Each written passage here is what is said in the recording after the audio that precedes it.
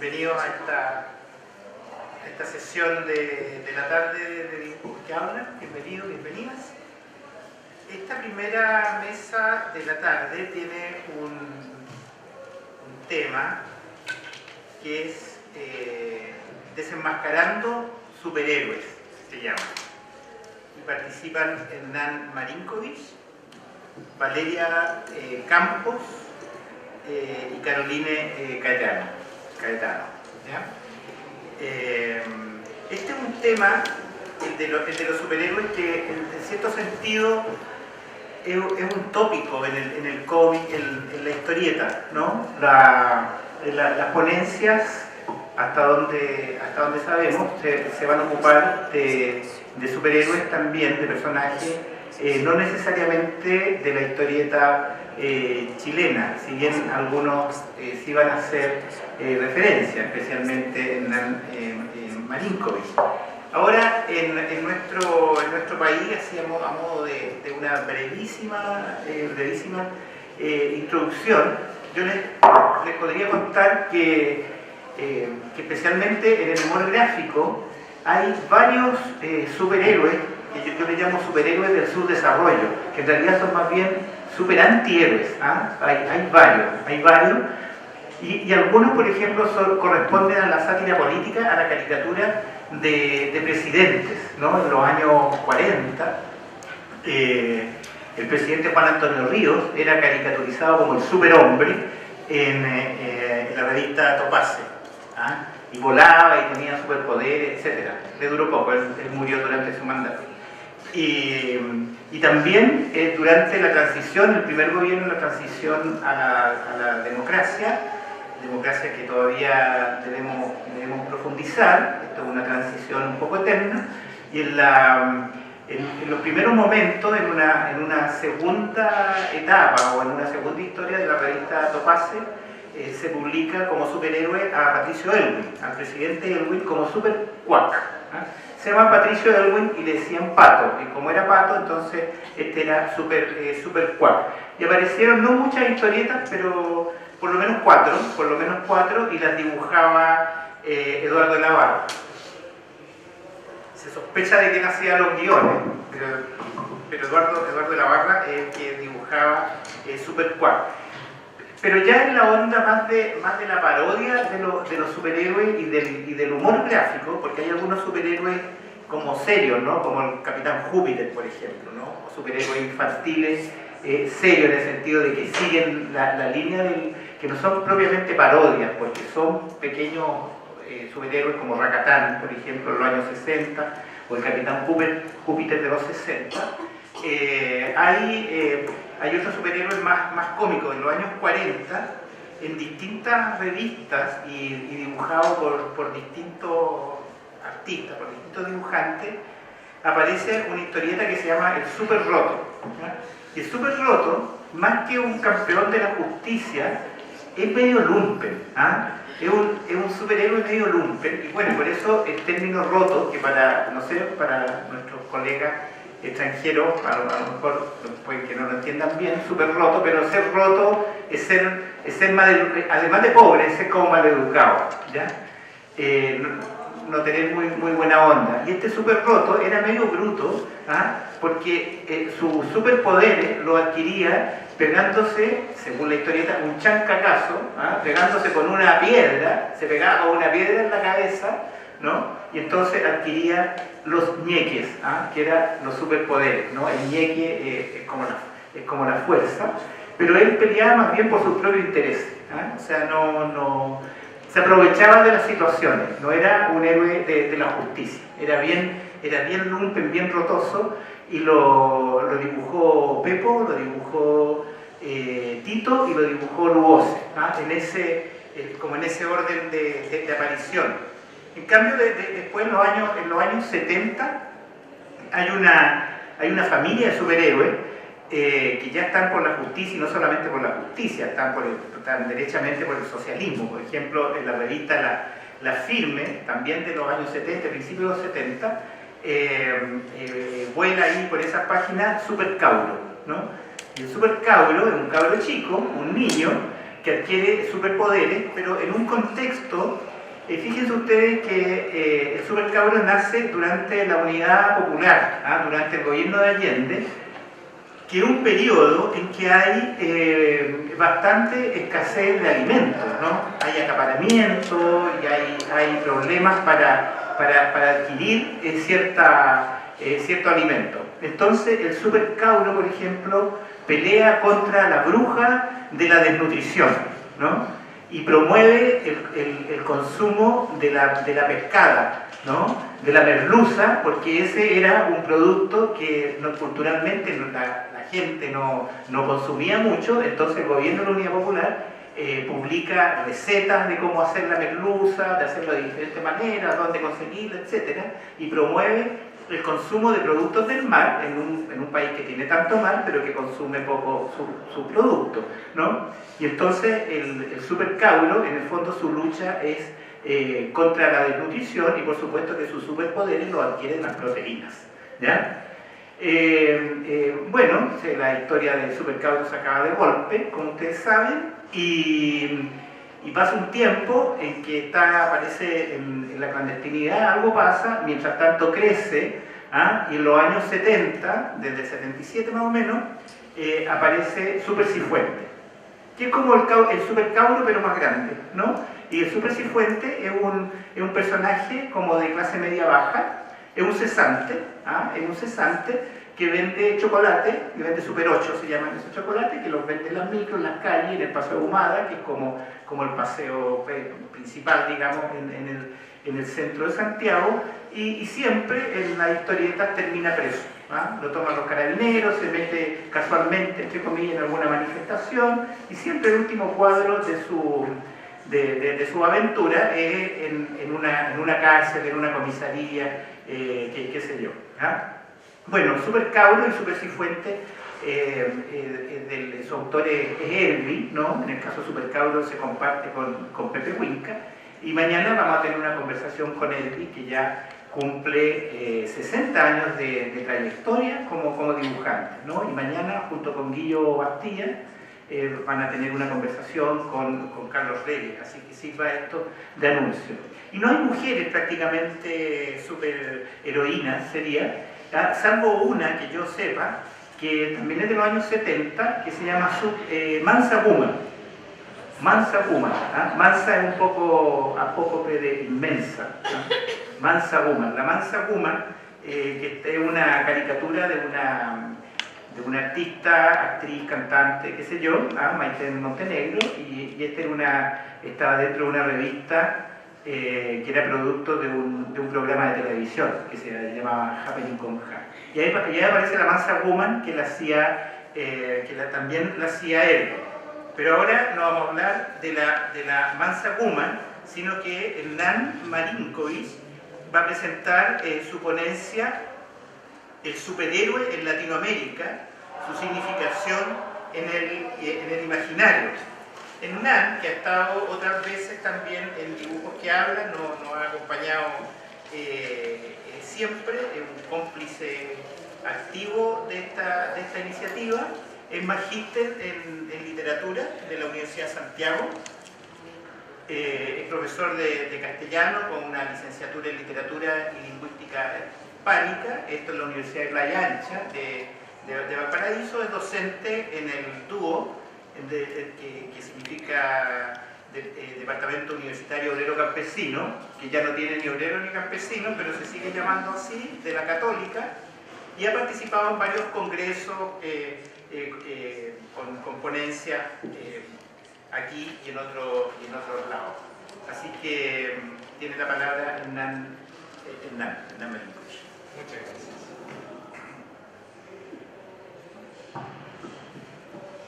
Tiene 15 minutos. 15 minutos yo les voy a avisar si se está pasando. Telefónicamente se escucha bien. Les voy a pedir también que se acerquen mucho al micrófono para que se escuche bien. Ahora sí. Sí, ya. Entonces, bueno, voy a leer algunas partes de la ponencia. En general, más me gusta conversar el asunto, explicarlo a grandes rasgos.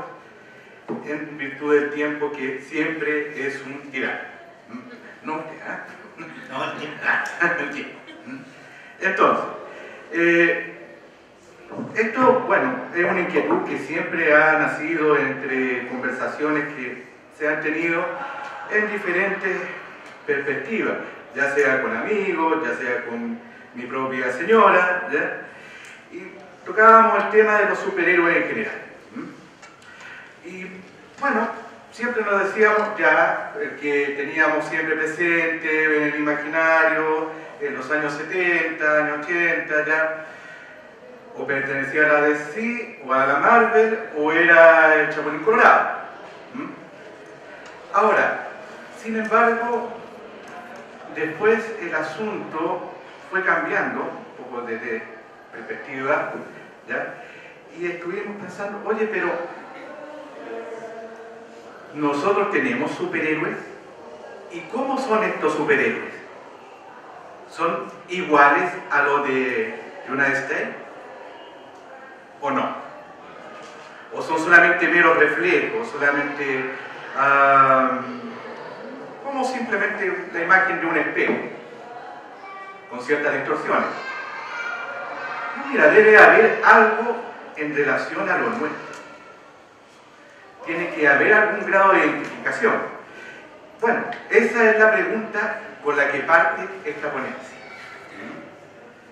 Entonces, como primera aproximación, cuando se posa la mirada sobre los superhéroes, pensamos, ya he dicho, que son solamente reflejos, con motivaciones que pueden llegar incluso a la propaganda política o a la penetración cultural, agregando el prejuicio general, que ya latamente se ha discutido acá, de que el llamado noveno arte ha sido y es todavía dentro de algunas consideraciones generales un divertimento fácil, digerible, un consumidor que es infantil o juvenil, y que esa tendencia se ha revertido. Acá, en la imagen que ustedes están viendo, se establecen distintas directrices. La figura central pertenece a un mural que está en el Museo de Cielo Abierto. ¿Ya? Son imágenes, la imagen de América. Tenemos, desde la perspectiva superior, estas imágenes que se hacían los europeos sobre los que habitaban acá. También la imagen del superhéroe europeo, el Amadís de Gaula, en su momento. Y después las derivaciones. México, Argentina, alguien nombró al Super Gaturro, también está aquí el menino ese, ¿ya? México, el Santo, Calimán, Emiliano Zapata al centro. Algo tiene que decir todo este asunto, ¿no? Entonces,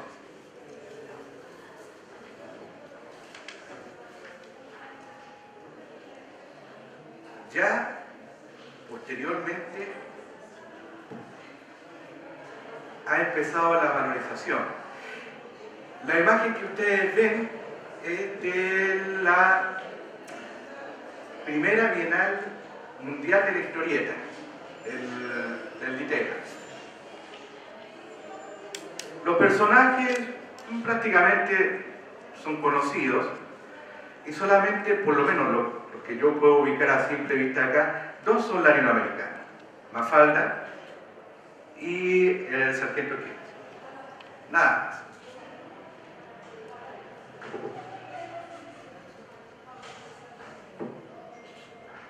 Ahora, ya tomando en cuenta de que hay una preocupación por la historieta en aspectos de producción, de difusión y también de elementos de densidad, bueno, veamos los significados que pueden haber en relación a esto.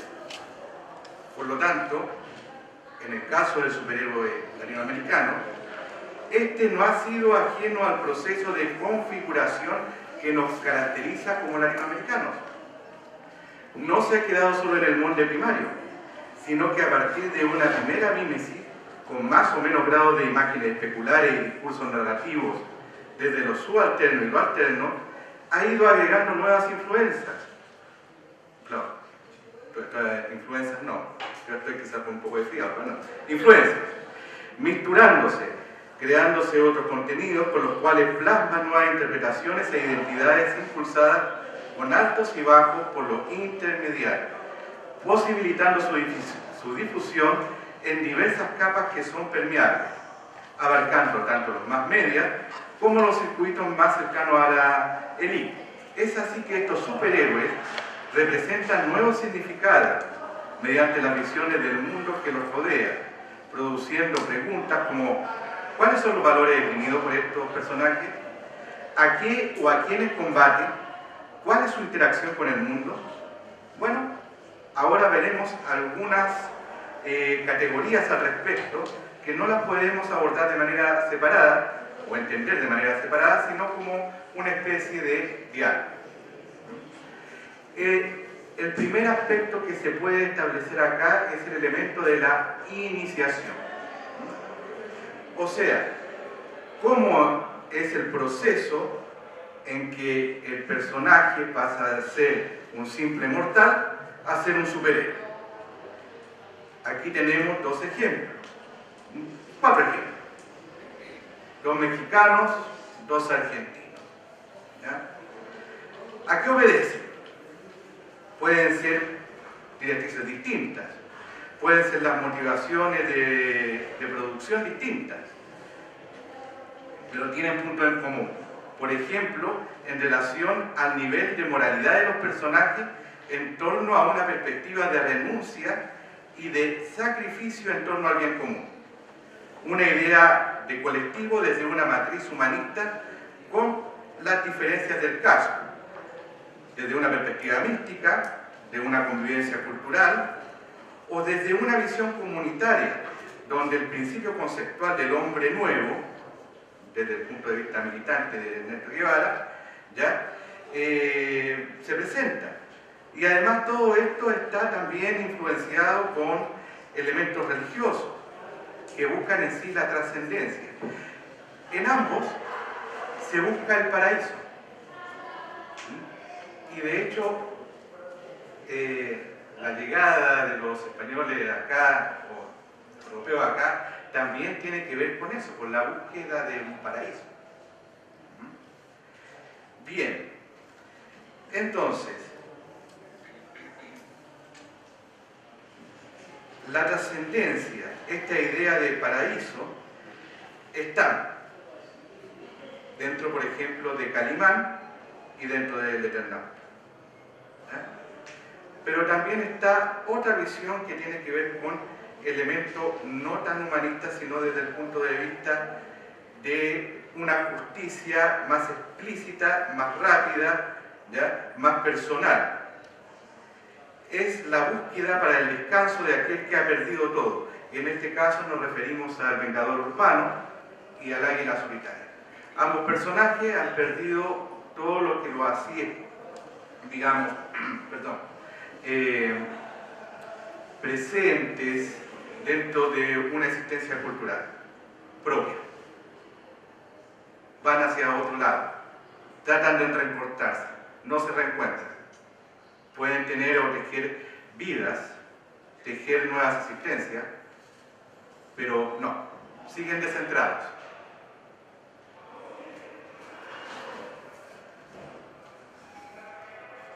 Ahora, las comparaciones con Superman y Batman también se pueden presentar, son bastante fáciles, de hecho. El dios luminoso y el dios oscuro son palpables. Los latinoamericanos también se establecerán como dioses. Desde la perspectiva de Grant Morrison, ¿tendrán ese carácter?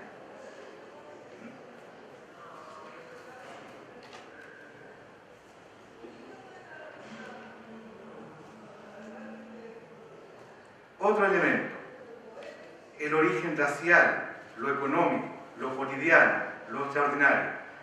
Acá tenemos una serie de imágenes en relación al supercholo, el supercauro, el supercifuente. Lo primero que vemos es el supercholo, ¿ya?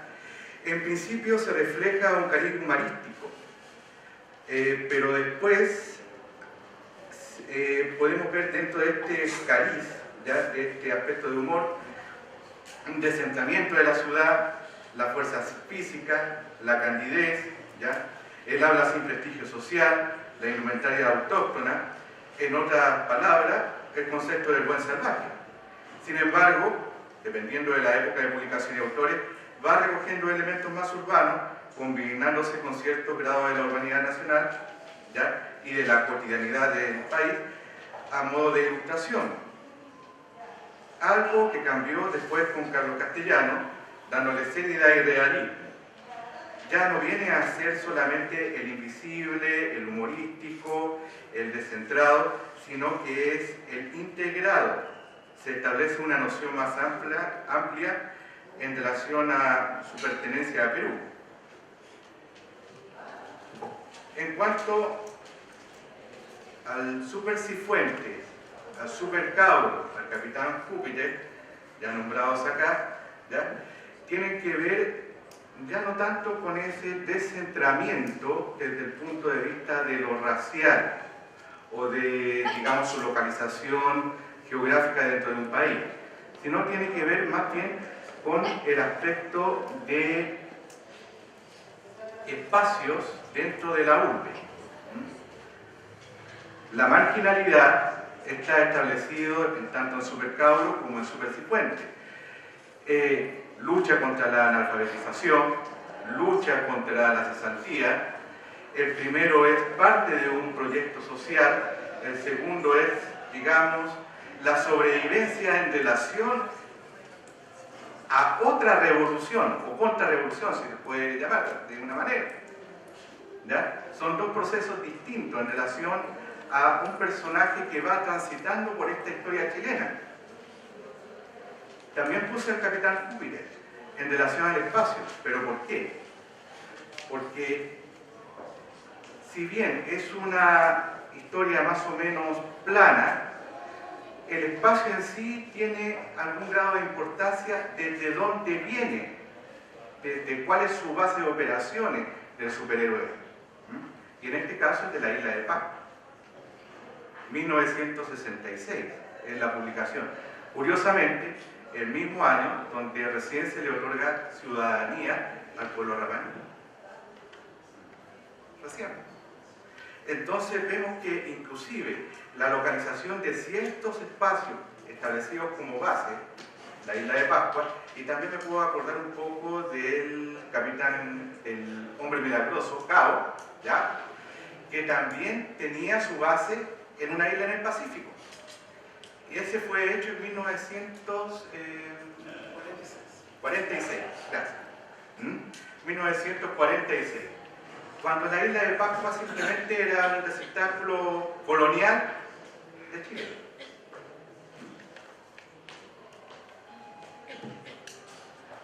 Vamos avanzando, viene todo el escepticismo de los finales de los 80, principios de los 90. Empezamos a ver nuevas perspectivas de héroes o superhéroes, ¿ya?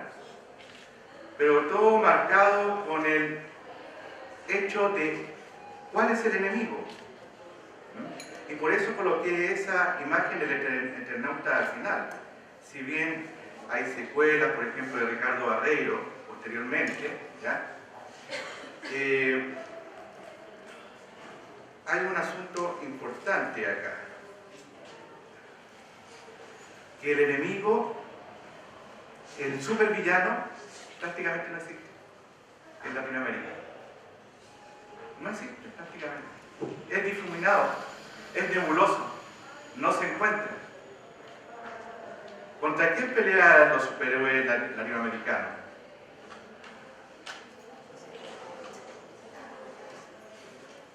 Contra el sistema, contra representantes del sistema, contra la policía, contra la política en sí. Como vimos, por ejemplo, en la presentación, la primera viñeta de esta presentación, donde una superheroína peruana, Chola Power, le manda un puñete a un juez peruano, Y esa imagen, vaya, es la misma que el Capitán América le pega el puñete a Kiki.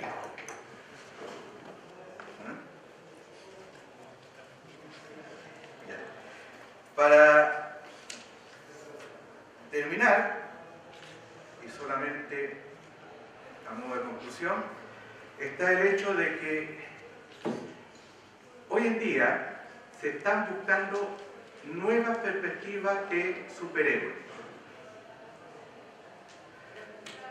Se basan mucho en la multimedia, se basa, por ejemplo, en el merchandising, se basa en, digamos, la utilización de plataformas, por ejemplo, Netflix, ¿ya?, para empezar a establecer nuevos productos en relación a aspectos míticos, o sea, crear una suerte de mito, ¿ya?, diferente del estadounidense, pero obviamente con, digamos, todas las herramientas que esto da, en resumidas cuentas, ¿ya? Entonces tenemos, por ejemplo, Os Contos de Orichás, ¿ya? Tenemos Itch, el Sambo Dendé en Colombia, y la nacional, que vendría a ser Los Vengadores del Sur, que todavía está en proyecto, hay dos ya publicadas. Bueno, independiente de su calidad, que es dispar, ¿ya? Está la idea, está el sentido de construcción de un panteón. Con esto termino, disculpa por mi voz, pero en fin, ¿ya? Muchas gracias. Gracias, Hernán. Les pido que las preguntas las recuerden para dejarlas para el final, por si hay conexiones entre las intervenciones. Ahora, Valeria Campos Pinto va a ofrecer la ponencia que se llama Una lectura de Batman, Asilo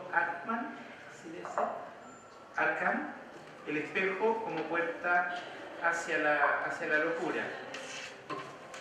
Valeria, estudiante, es una ponencia que la ha preparado en conjunto con Jean-Paul Correa, que ahora no puede estar, pero ellos Valeria y Jean-Paul son estudiantes de quinto año de la carrera de Pedagogía en Castellano de la Universidad de Santiago de Chile.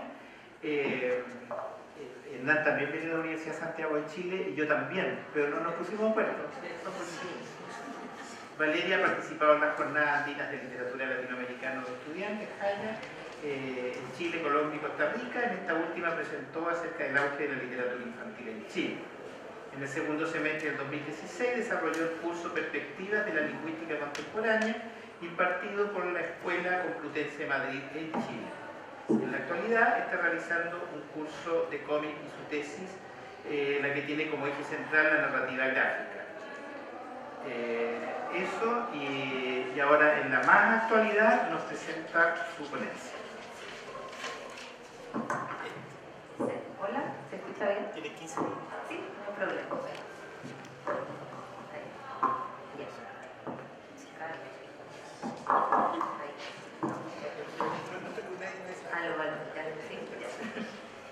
Bueno, buenas tardes a todos, muchas gracias por la oportunidad de participar.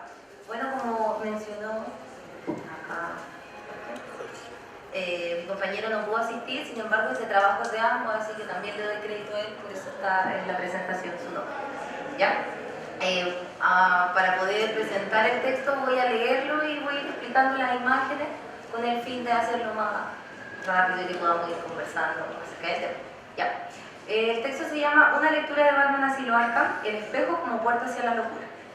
Acá tengo el cómic, si lo quieren ver después, está para todos ustedes, lo pueden revisar. Bueno, Batman, Asilo Arkham es un cómic escrito por el escocés Grant Morrison e ilustrado por el inglés Dave McKean. Esta obra fue publicada por DC Comics en el año 1989. Respecto a la trama, se relata el confinamiento de Batman en el asilo Arkham, donde se encuentra junto a sus enemigos que se han tomado el hospital psiquiátrico. Paralelo a esto, se cuenta la historia del doctor Amadeus Arkham, quien tras la muerte de su madre, donó la casona que en la actualidad es el sanatorio para criminales mentales de Ciudad Gótica. El tema a abordar es una lectura de Batman Asilo Arkham que destaca el uso del espejo tanto a nivel de forma como de fondo, como puerta de entrada a la locura. Nuestra hipótesis de lectura plantea que la forma y el contenido del cómic funcionan como dos espejos que están dispuestos uno frente al otro, es decir, son espejos que distorsionan la realidad y que reflejan la enajenación de los personajes al lector.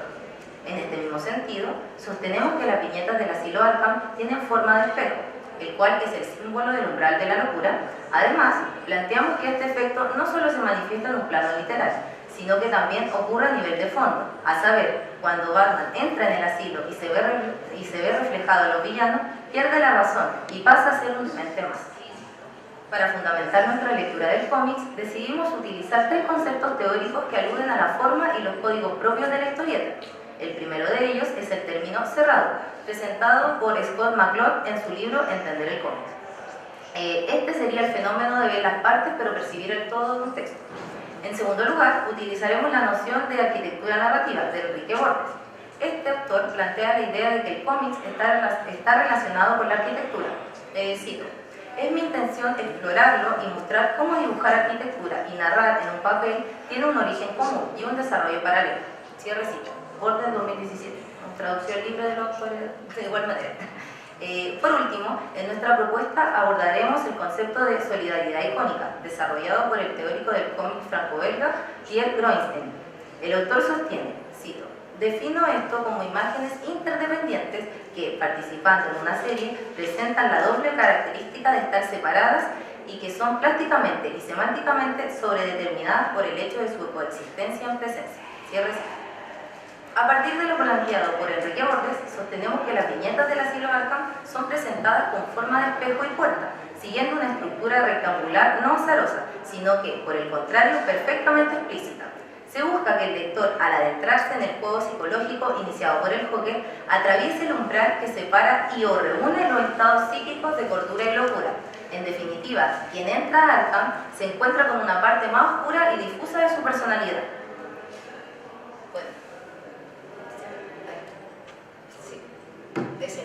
Bueno, para ir más o menos explicando esto, a nosotros se nos presentó este cómic con mi compañero y quisimos trabajarlo de alguna manera. Nos pareció bastante interesante, sin embargo lo vimos y descubrimos que no teníamos idea por dónde empezar. Porque es una lectura bastante compleja. Los que han tenido el placer de verlo van a poder apreciar que acá Grant Morrison y McKean se la juegan por hacer un trabajo muy detallado, de muchas horas de estudio, pero nosotros necesitábamos abordarlo de alguna manera. Y los dos llegamos a la conclusión de que una buena teoría era esta: ver el texto como un espejo, primeramente de forma explícita. No sé si pueden ver en la viñeta, bueno, estas son 2 planos que presentan en la viñeta. Se genera un espejo. Lo que nosotros entendemos en el cómic es que cada una de las viñetas no tiene una forma rectangular fija y azarosa, sino que quieren generar un espejo, que el lector entienda que hay un espejo ahí y que hay un paso, un avance de este protagonista que es Amadeus Arkham en la historia. En la siguiente imagen también lo podemos ver, una imagen bastante psicodélica, tenebrosa, oscura, y seguiré con la idea. Siguiendo con la idea anterior, una lectura atenta nos permite notar que las viñetas que cuentan la historia de Amadeus Arkham tienen forma de espejo. Desde el inicio del cómic vemos al pequeño Amadeus moviéndose entre una serie de viñetas de espejo que lo dirigen al encuentro con su madre. En ese momento abre la puerta de la habitación y observa a su progenitora sumida en un estado de completa locura. La mujer, completamente enajenada, es vista por el lector de frente, por lo que consideramos que se busca que quien lee el cómic mire a los ojos el enloquecimiento que está viviendo Elizabeth Arkham, sintiéndolo de manera tan cercana que incluso logre formar parte de él. Asimismo, cuando Batman entra en el manicomio, también podemos notar este efecto espejo. Joker le muestra a Batman el test de Rorschach, el cual es visto de frente por el lector, quien a su vez estaría viendo a través de los ojos de Batman. Además, en la siguiente viñeta, como si se tratara de un espejo del anterior, notamos que Batman está mirando el test, es decir, Es el lector el que adopta la visión de la locura desde la posición del joven. Bueno, ahí están las imágenes de las que estoy hablando. Sin duda, estas viñetas reflejan el clima de enajenación que se vive en Arkham. A partir de ellas, el lector y Batman comienzan a adentrarse en un espacio que juega con la cordura de sus visitantes, poniéndolo a prueba a cada segundo. Nos preguntamos, ¿qué tan locos nos volvemos a mirar con los ojos del Joker? Y la respuesta se vuelve difusa. Por lo demás, estas viñetas de espejo atraviesan toda la obra. Muchas veces las vemos dispuestas de tal forma que parecen colgadas sobre el fondo de la casa de Arkham. De hecho, en un momento de la historia, Amadeus Arkham comienza a cubrir con cinta adhesiva el espejo de su estudio. Entonces ya no vemos la viñeta como tal, sino el espejo del psiquiatra. Amadeus está intentando cubrir el espejo que le hace oír tantas carcajadas y verdades con las que preferiría no lidiar. Pero Arkham está hambriento de locura, por lo que estamos ante el inicio de lo inevitable, la enajenación total. Bueno, y ahí está la imagen, a su mano izquierda, la primera, esa es Amadeus cubriendo el espejo de Arkham. Y en la siguiente imagen se puede ver el marco, porque lo que él está haciendo es cubrir un espejo, que también está funcionando como viñeta. Entonces, en la primera de la segunda imagen, es que está cubriendo el espejo y ahí se ve la parte de arriba que es la del espejo, de la que voy a hablar a continuación. Por solidaridad icónica, sabemos que no es casualidad que la forma del relieve superior del espejo del estudio de Amadeus Arkham, una especie de marco, tenga una forma parecida a la puerta del manicomio. Ambas tienen un diseño en espiral. Y esa es la puerta del manicomio, la que está a mano izquierda, la primera. Y tiene la misma forma que el espejo. De esta manera, el espejo y la puerta constituyen un umbral que se convierte en el símbolo de la locura, debido a que a través de él nos dirigimos a pasajes ocultos del ser. Esta forma en espiral también la podemos encontrar en la imagen de la difunta esposa de Amadeus, quien tiene los cabellos extendidos y en sus puntas se forjan estas representativas siluetas semicirculares. A partir de lo anterior, se sostiene la idea de que su asesinato también representa una entrada a la locura por parte del Dr. Arkham. Por otro lado, hay dos viñetas que destacan por su interrelación entre sus imágenes. En la primera de ellas, vemos a Amadeus Arkham entrando al manicomio. En la segunda, observamos a Batman cruzando aquella misma entrada, lo que nos hace comprender que ambos se encuentran en el mismo lugar. Sin embargo, si hacemos un cerrado, sabemos que están en un tiempo distinto. ¿Ya? Esas son las imágenes que, para que se entienda, no están en la misma página, sino que lo que nosotros hicimos fue juntar las dos imágenes y nos dimos cuenta que habían similitud en ellas. Aquí está una, que está en una hoja sola, y la otra está un poco más adelante. Lo que nosotros hicimos fue esto, y ahí pudimos ver que había una relación entre ambas imágenes. Los dos personajes se hallan en la puerta del umbral de la locura. Ambos buscan esconder sus traumas personales en la demencia. De alguna u otra manera, en el asilo Arkham, donde sus verdades ya no pueden ser ocultas, la neblina que se enreda entre sus pies le hace más compleja la entrada al hospital, advirtiéndole de la delgada línea que separa al mundo de los racionales con el de aquellos que viven en una constante locura. Ahora bien, a nivel del contenido del cómic se puede notar que toda la narración gira en torno a la figura del espejo. De hecho, cuando Batman entra al asilo, el sombrero loco le dice, cito, Arkham es un espejo y nosotros somos tú. Cierro cito. Ahí está la imagen. La imagen que acompaña la segunda frase del villano muestra que este ha desaparecido. En su lugar vemos a Batman multiplicado por una serie de espejos. En esta viñeta podemos observar la mano derecha del hombre murciélago, la que se encuentra alzada como buscando la realidad, pero solo hay el vacío. Profundizando aún más en esta idea de solidaridad propuesta por Bernstein, tenemos la mano izquierda de Batman rozando el cartel de asilo Arkham.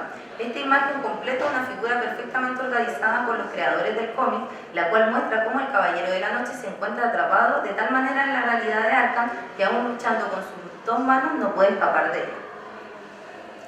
Volviendo a la idea de McClure, Batman en su enajenación no puede ver las partes y percibir el todo, es decir, no puede realizar el cerrado en el manicomio. Sabemos que cuando nos miramos en un espejo solamente vemos una parte del mundo.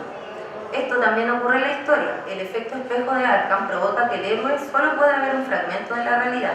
El asilo nunca se muestra como un todo ordenado y comprensible, sino que es un lugar fraccionado y caótico. A modo de conclusión, y a partir de lo anteriormente expuesto, podemos sostener la idea de que el asilo Arkham la presencia del espejo sí es una puerta a la locura. Es más, el mismo manicomio representa otra realidad para Bruce Wayne, quien le comenta a Gordon antes de aceptar la condición del Joker de entrar al manicomio, cito, que es lo que está en la viñeta que se puede ver: a veces pongo en duda lo racional de mis actos y me asusta que cruzar las puertas de este hospital psiquiátrico, entrar en Arkham y dejar que esas puertas se cierren tras de mí sea como volver a casa. Cierre de cita. Para culminar, nos preguntamos: ¿qué tan cuerdos son los que miran su reflejo en el espejo sin sospecha? ¿En qué grado de locura calificamos a quienes temen observar su rostro cada mañana? Quizá estamos suponiendo mal, y aquellos no son tan locos, sino que por el contrario, respetan a su otro yo atrapado tras el espejo. Así evitan que sus verdaderas personalidades se apoderen de su cordura. Lo único que nos queda claro es que, cito, Arkham tenía razón. A veces solo es la locura lo que nos convierte en lo que somos. Cierre cita. Muchas gracias.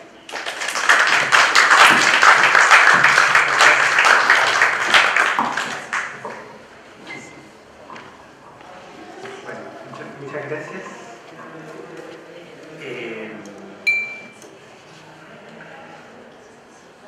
Caroline Caetano nos presentará enseguida la ponencia Entendiendo la complejidad paratextual en Watchmen, un análisis de los géneros.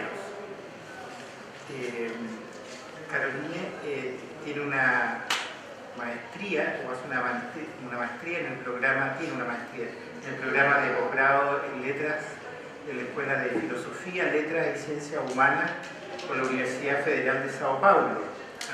Está graduada en Publicidad, Propaganda y Creación por la Universidad Presbiteriana Mackenzie, con especialización en creación de imagen y sonido en medio electrónico por el Centro Universitario CELAC. Tiene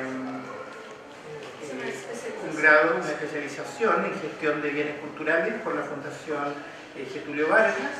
Tiene experiencia en el área de comunicación con énfasis en producción cultural.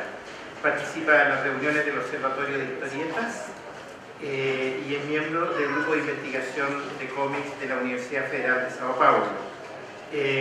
Caroline es brasileña y vamos a pedir la mejor comprensión para su exposición. Ella va a mostrar el libro, por lo tanto, por eso yo les pedí que se acercaran un poco. Y bueno, tiene la palabra. Eu vou falar em português, desculpa por isso. Esta é uma parte de minha dissertação de mestrado, na parte da análise.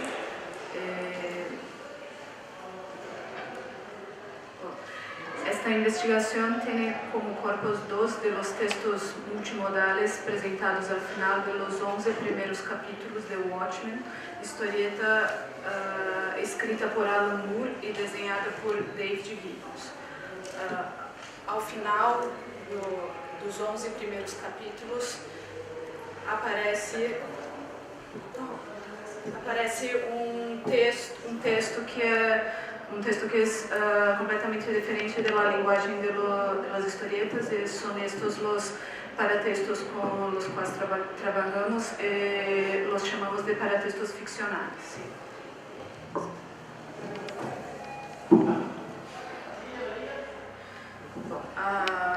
Watchmen é uma maxi-série, uma série criada em 12 episódios, publicada nos Estados Unidos entre os anos de 1986 a 87.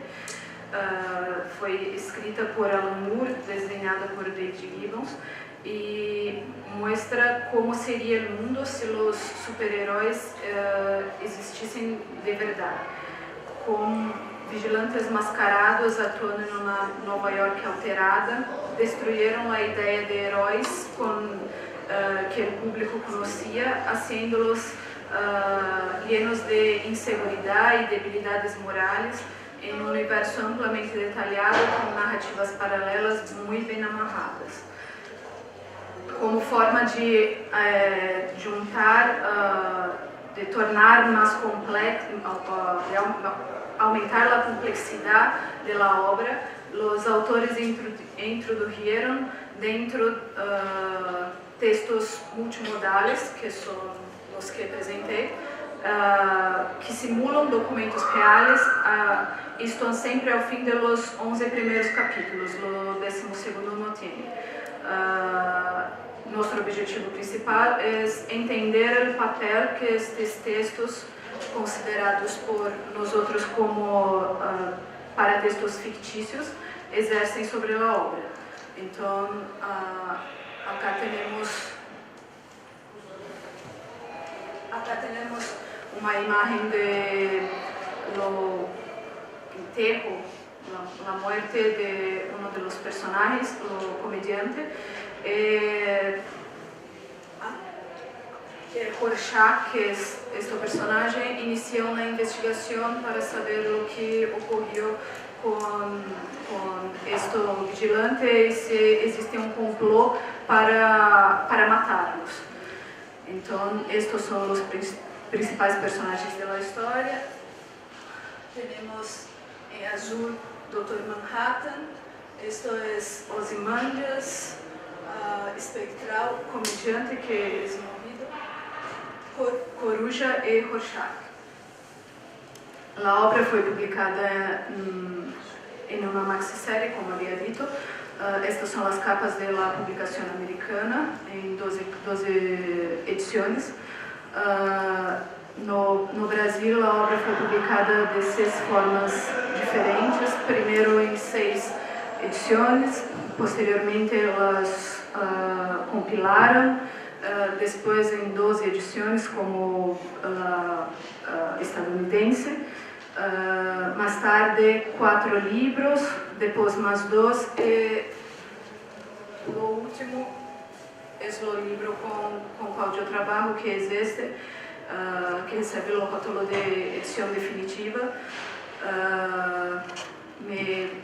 Yo escogí esta opción por ser la única que tenía todos los elementos pretextuales, posttextuales en un único volumen, y es la traducción que más se aproxima de la obra americana.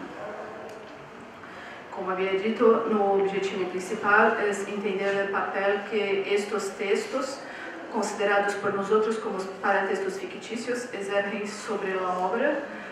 Para isso, utilizo la concepción de paratexto de Genet y la concepción de factores de contextualización de Marcuski. Segundo Genet, un crítico francés, el texto raramente se presenta en estado desnudo, sin el refuerzo del acompañamiento, de cierto número de producciones, verbales o no, como un nombre de autor, un título, un prefacio, ilustraciones que nunca sabemos si debemos o no considerar parte de ella, pero que en todo caso la rodean y la prolongan exactamente para presentarla en el sentido habitual del verbo, pero también en su sentido más fuerte, para hacerla presente, para garantizar su presencia en el mundo, su recepción, su consumo. Para mí es importante mostrar la definición que utilizo de texto, porque considero el texto unión de la imagen, la imagen con el texto verbal. Então, segundo Cavalcanti e Custódio Filho, a natureza multifacetada do texto comporta em sua constituição a possibilidade de que a comunicação se estabeleça não só por o uso de linguagem verbal, sino por a utilização de outros recursos semióticos. De la misma forma que também as pinturas e os signos de trânsito são textos, pois ambos entram em el rol de eventos que se basam em uma superfície ao mesmo tempo em que remitem a elementos sociocognitivos necessários à interpretação. De acordo com Marcuski, os fatores de contextualização são elementos que contribuem a equacionar alternativas de compreensão, situando o texto em um universo contextual de interação. Para desenvolver esta análise, nós trabalhamos com um diálogo entre literatura, história e teoria dos cómics e linguística textual. Acá temos uma tabela com todos os textos, todos os paratextos que eu he analisado para a dissertação. Acá agora vou analisar apenas dois. Os três primeiros, como se pode notar, têm o mesmo título porque são trechos de uma autobiografia intitulada Sob o Capuz. O quarto, Doutor Manhattan, o Super-Homem e as Superpotências, é um texto teórico sobre o que aconteceria no mundo se existisse uma pessoa com superpoderes, a única pessoa com superpoderes, o que ocorreria. Os textos são arquivos de Rorschach, são fichas policiais, redações, relatório psiquiátrico, são diversos textos diferentes. Temos também textos, artigos científicos, textos de periódicos, de revistas, livros sobre quadrinhos e troca de e-mails. São diversos gêneros utilizados em cada um desses 11 paratextos ficcionais. Bom, a categoria de análise que eu vou utilizar para trabalhar o gênero são os fatores de contextualização. Elenquei recortes de 2 paratextos. O primeiro representa um recorte do primeiro paratexto. Esta imagem está em topo da página e serve como bilhete anexado a uma simulação de uma autobiografia real, onde se pode mirar o trecho em azul, em que o autor nos apresenta que é uma autobiografia, nome do autor, que é Holly Mason, um personagem da obra, o título, Sob o Capuz, e abaixo em amarillo está grifado republicado com permissão do autor, que é algo comum que percebemos quando utilizamos uma obra e necessitamos citar a fonte, ter a permissão do autor. Então, são elementos, são fatores de contextualização que nos indicam como devemos ler estes paratextos e contribuem para simular a veracidade de estes. Acá temos outro, hace parte do sétimo paratexto, do sexto. É uma ficha policial, onde se pode ver grifado em rojo formulário 2.18 e ao lado Walter Kovacs, que é o nome do personagem. Também podemos mirar abaixo de somente para uso interdepartamental, a forma como devemos, na época, deveria datilografar a ficha policial. Então, é muito rica de detalhes que nos levam a crer que seria como uma ficha policial na vida real, algo que já havemos visto, algo que reconhecemos. Acá temos um relatório psiquiátrico e as marcas textuais apontam qual é o hospital, até mesmo em que ala o paciente está sendo entrevistado. Abaixo está grifada a palavra confidencial, demonstrando que faz parte de um dossiê que somente poucas pessoas teriam acesso. E ao lado esquerdo, na logomarca do lar Carlton, que, para quem conhece a história, sabe que os personagens foram baseados em personagens de uma antiga editora chamada Carlton Comics. Bom, a ideia, juntando as ideias, então, os paratextos fictícios, eles contribuem para a construção do mundo de Watchmen, e os fatores de contextualização que utilizamos para analisar los géneros nos muestran que los géneros simulan la idea de verosimilitud. Esta es apenas una de las categorías de análisis que yo trabajé en mi disertación. Y como apresenté, estos paratextos son necesarios para crear la idea de mundo que Alan Moore quería presentar para los personajes que había creado. Estas son las referencias bibliográficas.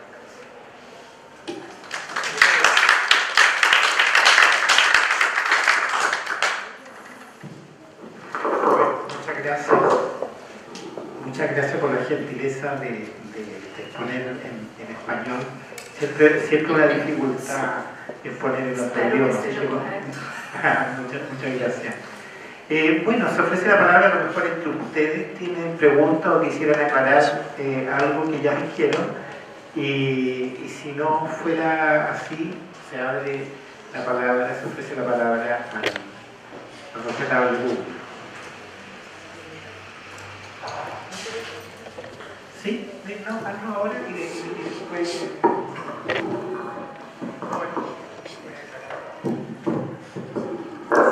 En realidad no es una aclaración, sino que me parecieron bastante interesantes las dos presentaciones. Creo que, no sé si es porque estoy haciendo la práctica o qué, pero creo que todo lo que hemos hablado en esta mesa igual se puede relacionar con la pedagogía, y eso me parece bastante interesante.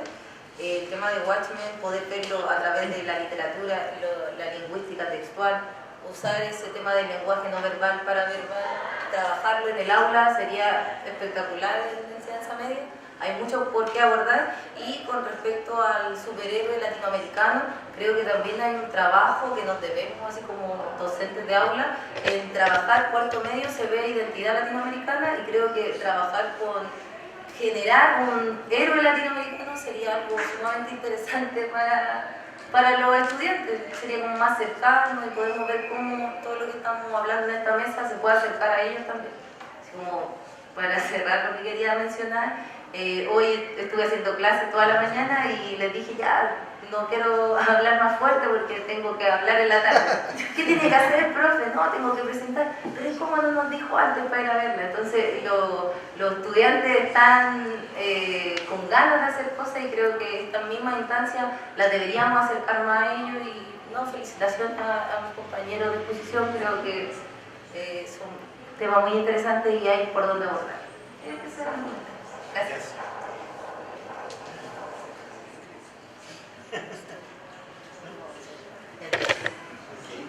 Bueno, se ofrece la palabra una pregunta, comentario, reclamo, abucheo. ¿No?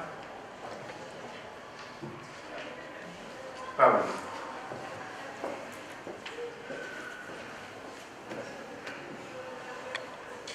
¿Qué tal? Buenas tardes. En realidad pensé cosas como para los tres, pero tratar de ser sumamente concreto.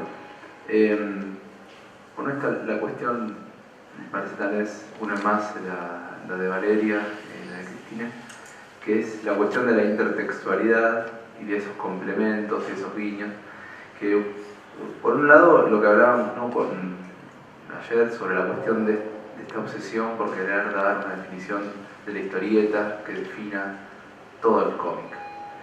Y una de las cosas más citadas es Scott McCloud, ¿no? Pero si uno sigue taxativamente esa lógica, la definición de esa lógica, lo que dice Christine no sería historieta. Es decir, todos esos paratextos que están ahí no tendrían que ser leídos como historietas, sin embargo son parte de una obra. Es decir, eso me parece que tu trabajo es interesante para justamente discutir ese tipo de cosas, es decir, que tiene que ver con también una idea de formato, cosas que antes estaban separadas en revistas, ahora son leídas como una compilación. Y además retransforman la obra. No es lo mismo leer Watchmen solamente a través de lo que es estrictamente viñetas, que leyendo cómo esas viñetas y lo que uno leyó es resignificado por esos textos presentados como diferentes tipos de documentos en realidad. y también estaba para Valeria, que lo leí hace mucho, Arkham Asylum, debería releerlo, pero me acuerdo que una de las citas claves que aparece es la idea de Alicia en el País de la Maravilla, sobre todo Alicia al otro lado del espejo, ¿no? Aparecen las citas directas. Famosa conversación con el gato de Cheshire, donde dicen que no, si no estuviera loca ya no estaría ahí tampoco, no por eso tantos locos. Que son ese tipo de, hay como una construcción discursiva bastante más densa, ¿no? Como que hay mucha referencia hacia la idea del espejo.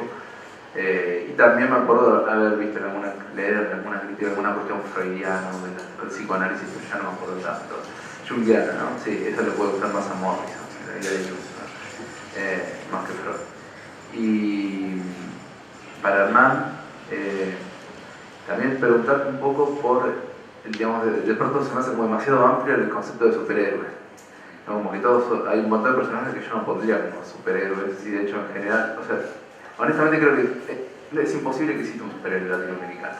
Es algo sumamente construido desde una idea norteamericana, una idiosincrasia, una cuestión ideológica que son, digamos, no pueden ser replicadas en Latinoamérica si no es de dos maneras: de la parodia voluntaria o de casi diría una parodia involuntaria, que es cuando intentan hacer una especie de superhéroe en serio y no te la terminas de creer, ¿no? Pero decir, también y tener en cuenta una cuestión histórica, que en general el superhéroe fue visto, el género superheroico fue visto como algo negativo desde Latinoamérica, tanto por derecha como por izquierda, ¿no? Con esa idea que era como la síntesis del imperialismo norteamericano, y además también la estupidización y la banalización de lo que debería ser un rol pedagógico positivo de la historieta, siempre pensada, por supuesto, hacia un público infantil, ¿no?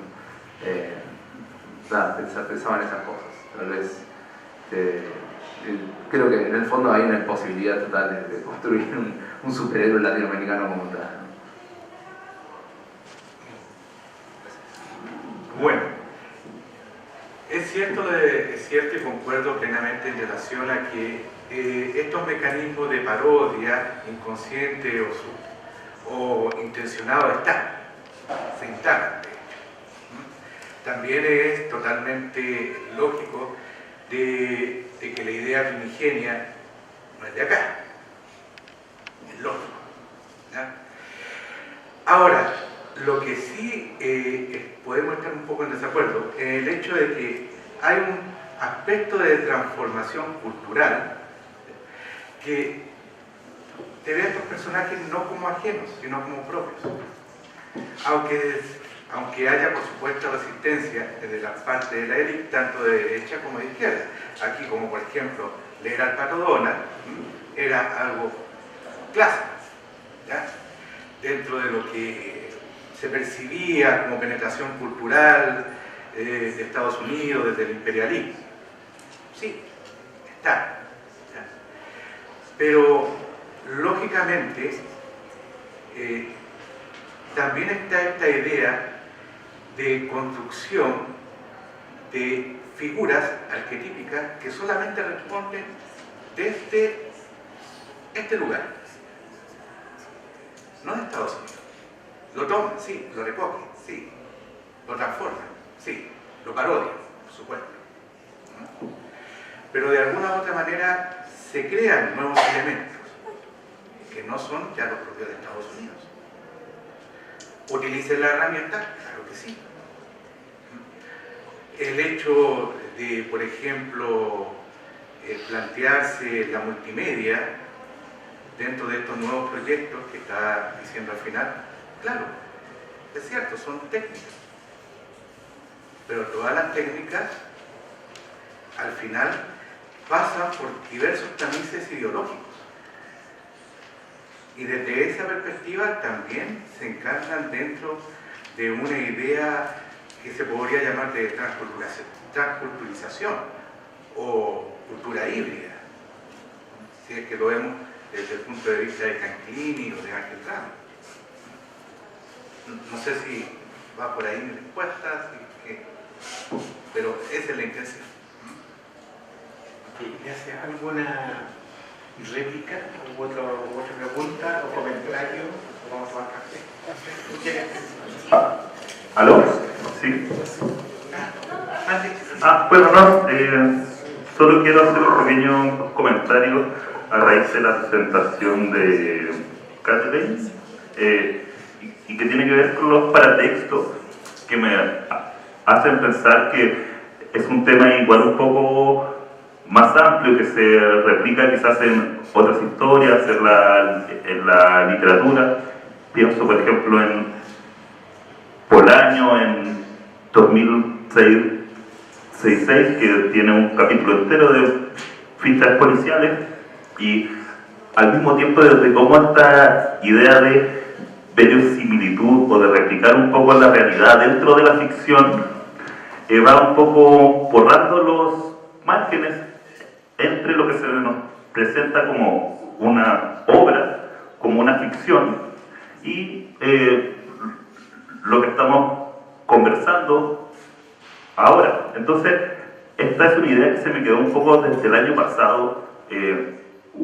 Hubo una presentación de Oscar Steinberg que él hablaba de historieta y ciudad, y aparecían imágenes de una historieta donde se mostraban esculturas a superhéroes. Entonces se empezaba a borrar un poco ese margen entre lo que podría ser ficción, lo que podría ser realidad, y finalmente estas obras terminan teniendo un efecto más allá de su procedencia. Es un poco un comentario y un pensamiento en trabajo, pero que me parecía pertinente, claro, en este momento.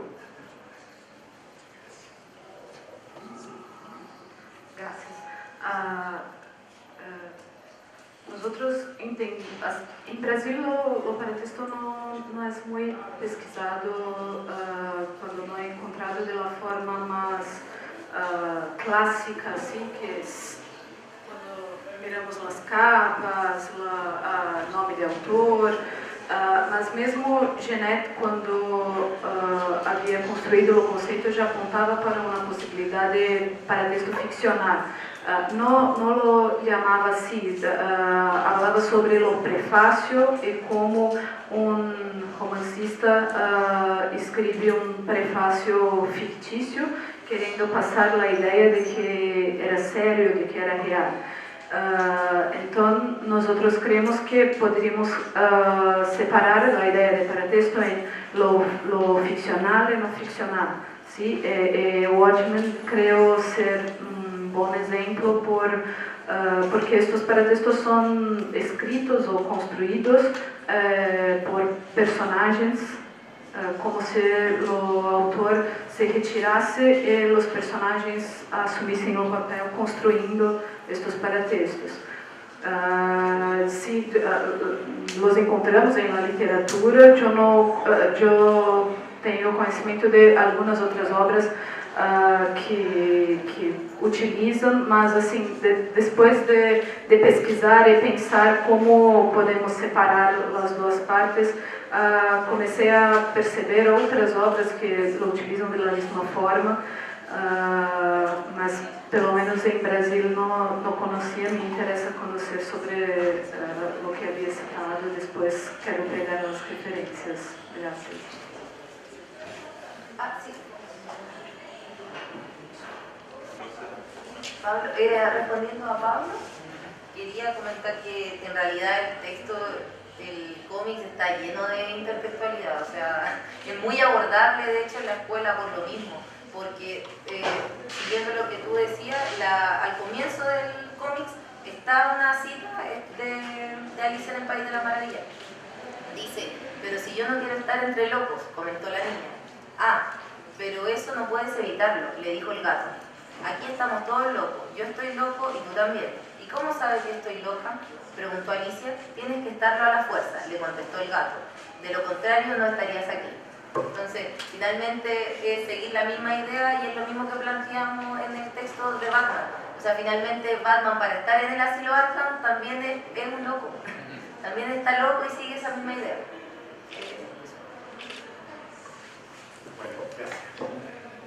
nosotros también. ¿Hay alguien que...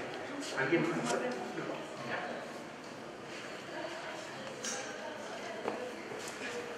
Valeria, justamente con respecto a lo que estabas diciendo recién, es interesante, no sé si leíste lo que hizo después Morrison con Batman, y especialmente Batman Rip, porque ahí es muy interesante cómo justamente parte de la preparación de Batman para estar siempre listo para cualquier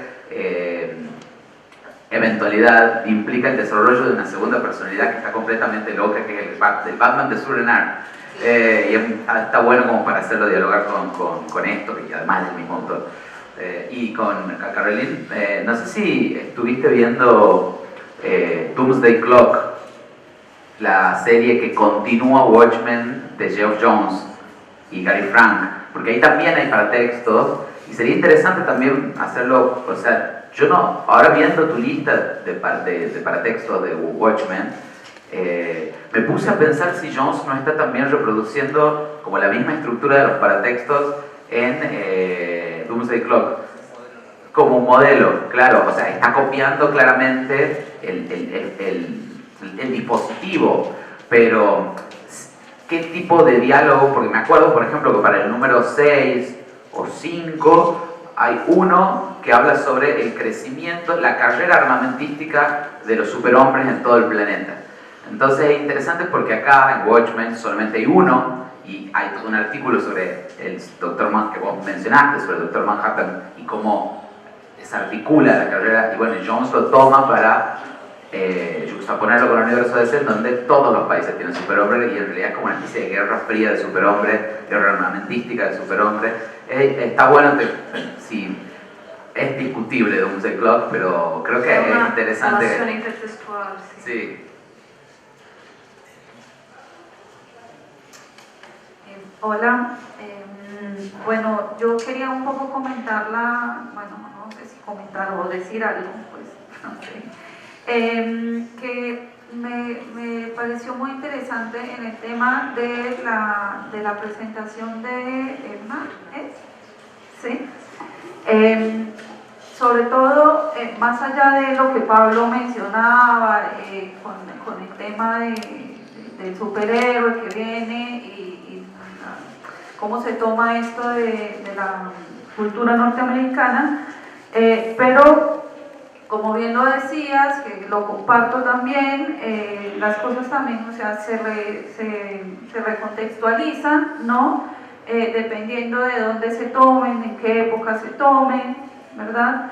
Y en ese sentido me parece como muy interesante lo que planteabas con respecto a contra quiénes luchan esos superhéroes latinoamericanos. A mí me pareció supremamente interesante esto, porque ahí está un poco también, más allá del superhéroe, ¿no? Pues la contextualización, ¿no? No es que va a luchar contra, no sé, como lo hace Batman o como lo hace Superman, o bueno, sino que hay una lucha contra un sistema, ¿no? Y eso a mí me parece fundamental dentro de todos estos superhéroes que nos mostraban latinoamericanos. Entonces, es nuestra realidad, ¿sí? Nuestra realidad política, nuestra historia, que está atravesando también, o que atraviesa toda esta idea de los superhéroes latinoamericanos que nos presentan. Así que me gustó mucho y sería como bueno seguir un poco profundizando en eso, pues desde mi punto de vista, ¿no? Y la otra para Valeria, me parece genial lo que hace dentro del aula.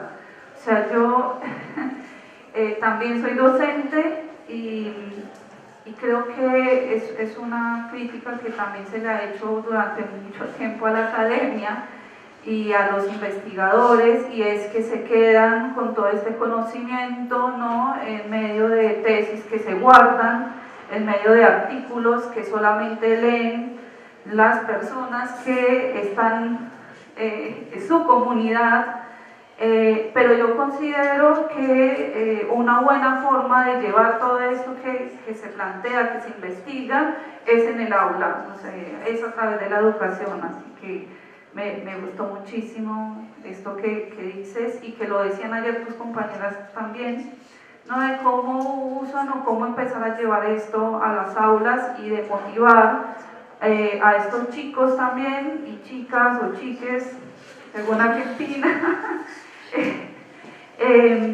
a empezar y a motivarlos con esto desde pequeños, ¿no? Está buenísimo, me gusta mucho. Muchas gracias a los dos por los comentarios. En realidad, así como respondiéndole rápidamente a los dos, creo que sí, que es un tema súper abordable en la escuela. Morrison creo que con Animal Men hace lo mismo, hace un trabajo muy interesante, hay una deconfiguración súper interesante de estos héroes que tenemos y creo que son súper abordables en la escuela. De hecho, pienso que si yo les mostrara a Morrison a los chicos en la escuela, quedarían fascinados. Aparte que la misma relación con Alicia también lo hace más cercano a ellos, así que hay por dónde abordarlo. Sí, creo que todos tenemos que trabajarlo y finalmente es la tarea de todos los que estamos acá. Eso, gracias.